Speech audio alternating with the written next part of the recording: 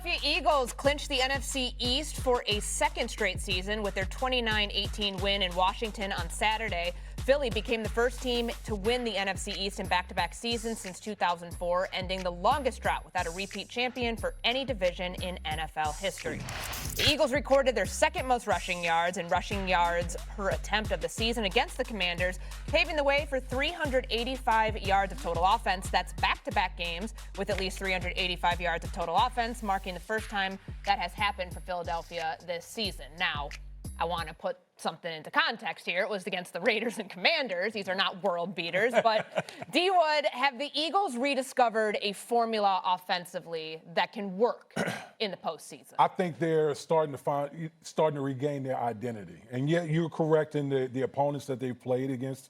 The Raiders and Commanders aren't that great and everything. But I think to speak to the bigger point, if the Eagles are going to make noise in the postseason, this is the formula that the Eagles have to go with, where their rushing attempts are more than their passing attempts. I think Jalen Hurts is at his best, first and foremost, when he rushes the football.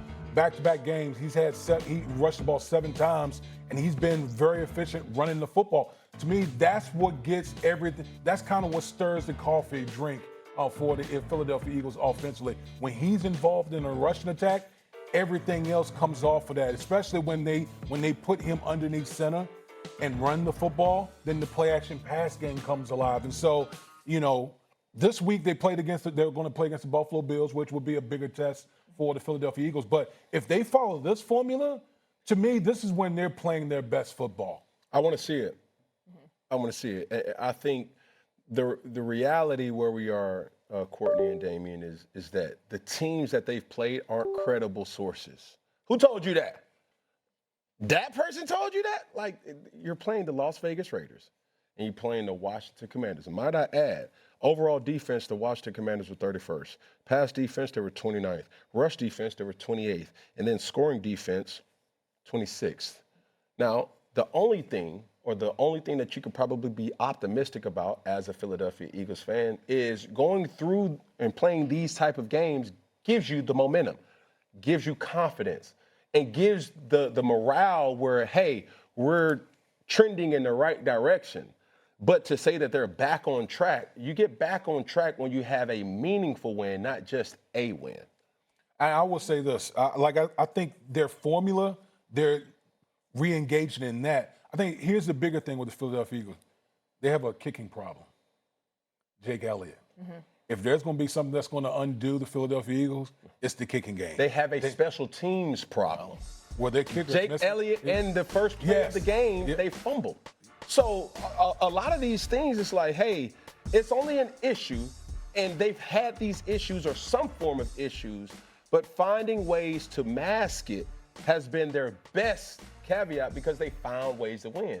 Right. When you do certain things that impact the winning output, that's when it's different. Okay. All right. Time for another quick take. Cam, what stood out to you about your Carolina Panthers taking first place in the NFC South yesterday with that win over the Bucs? Man, first and foremost, salute to Bryce Young. I think he's playing within himself, and that's the thing. Oftentimes when people talk about quarterback play in this league, you don't have to put up Matthew Stafford numbers. You don't have to put up Joe Burrow type numbers. Just find a way to win the game how it needs to be won. This is the stat that sticks out. 12 of his 14 NFL wins have featured game-winning drives in the fourth quarter. If that's not a way to find some type of comfort in knowing that I belong here, and also when you think about how I look at Carolina Panthers games, the bank is back. Bank of America Stadium in Charlotte, North Carolina has been some of my fondest memories as a human being. When I was watching that game and you start to hear the crowd respond and you start to see, oh my goodness, the excitement is back. And knowing that this is the same team this time last year had a very viral photo of the stands being empty. Mm-hmm. So to see Bank of America Stadium back to where they are, oh my God, it does my heart good. Cam, you know this, like when you're trying to turn around a franchise, the thing that you have to learn how to do is learn how to win. Yep. You got to learn how to win. Think about some of these games the Carolina Panthers had. They went to Green Bay, won. They beat the Rams at home, and then a big divisional game against a team that quite honestly, it's dominated the NFC South to take control of the division. They're learning how to win. Now, let's see if they can continue to do that. One of the biggest wins in Week 16. Week 16 ending with a huge Monday Night Football game tonight as the 49ers take on the Colts. We've got game picks coming. Winner. Well, we're always looking for good Christmas gifts. How about cheese graters? A cheese grater. DJ Moore had one on his head after beating the Packers on Saturday night. They gave him a game ball for his game-winning overtime touchdown catch. And I guess when you beat the Packers with a catch like that in overtime, you can wear whatever you want on your head, but that's a great Christmas gift. A cheese grating helmet to put on your head in time for Thursday. Bears fans living the dream right now. Coach, biggest loser of the weekend. Tampa Bay Buccaneers, man. After Todd Bowles called out his entire football team, I expected better efforts than this. And by the way, Baker, quit being Baker. I mean, golly. Some of these throws, some of these interceptions, like, God, it's just mind-boggling. And even before the game, he talked about how healthy this team was. They're going to get it going. They got all their weapons, and then he pulls this. It's just like, golly, sometimes Baker, he's got to get away from himself. Who would have thought Carolina in the driver's seat with 2 to play? Dano, biggest winner. Baker, don't stop being Baker. Just kidding. You know how I always get on Baker. Mike Tomlin and the Steelers, man. To go on the road in Detroit, really this 3-week run, but on the road in Detroit and out physical Detroit, kind of bully Detroit, and then all those people that you've brought into the organization this year with Gainwell and Thielen and DK Metcalf, and obviously Aaron Rodgers having tremendous impact and basically locking up the division. Very impressive performance. Death, taxes, Tomlin in December. Neek, biggest loser. Yeah, it's got to be the same game. I'm going with the Lions. Like, they have a good team, a team that is championship caliber, has been this whole run, and they seem like they're going to be out of the playoffs again. But it's hard for me to focus with Mike Tomlin there. Those eyes just, he's the only one who got his face up there. He's just, huh? What? Who, me?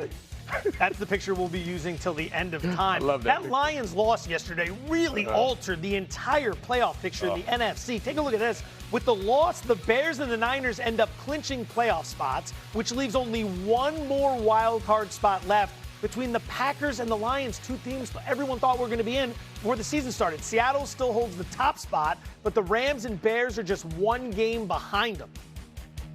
All right, so let's predict the NFC Championship right now. Going around, here are the picks for everyone on the lower level.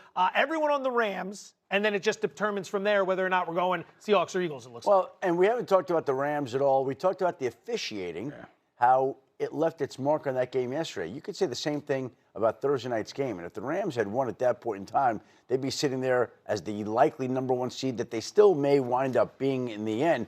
But if it weren't for some of that officiating on Thursday night, the #1 seed might be clinched again. And a bad run team, all of a sudden being able to run the ball. Like, I don't think that the Seahawks beat them without that explosive Gainwell run, which is not something that they, not Gainwell, I'm sorry, Kenneth Walker run. Yeah, which is not something they normally do. I feel like the Rams are better than the Seahawks. I think the Eagles have what they have on defense. I think they're going to win with, like, more conservative offensive play and great defense. It's a team that's been there before. It's a team that I trust. When you're in a situation like this, it's very different for the Seahawks. Obviously, you trust their defense, but that's kind of where it stops. It's JSN and the defense, and you feel differently about the Eagles. But the Rams feel like they've separated themselves, as evidenced by that graphic that we all believe in, and we might have jinxed them. Yeah, I think the Eagles right now getting healthy, getting their Lane Johnson back, the big right tackle, and getting Jalen Carter back on the inside.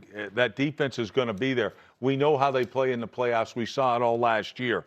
And then run, Eagles, run. When you have that formula, you win also. So I like the Eagles in that situation. I do think the Rams, though, are the best team, the most complete team in the league. Yeah, Following up, does everyone have the Rams going to the Super Bowl and winning this matchup? I think the Rams are a tier of their own. I think the Rams, I would be surprised if the Rams do not go to the Super Bowl. I honestly would also say I think Stafford is more than likely going to win MVP. And if he wins MVP, goes to the Super Bowl and wins it again, he puts himself in a class for being in the conversation for one of the greatest quarterbacks of all time. I think they would match up well versus anybody from the AFC.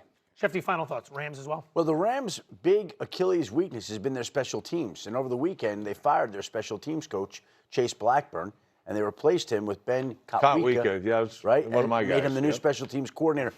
Their special teams have played a role in 3 of their 4 losses this year. So if they get that area straightened out, they're even more dangerous than they already are. All right, so